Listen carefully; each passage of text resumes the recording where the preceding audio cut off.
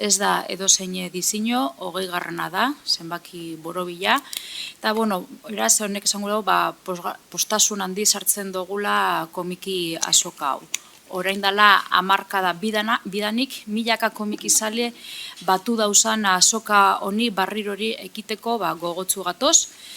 Sektoreko ekitaldik garrantzitsunetariko bat da Euskadin zein Euskaditik kanpo.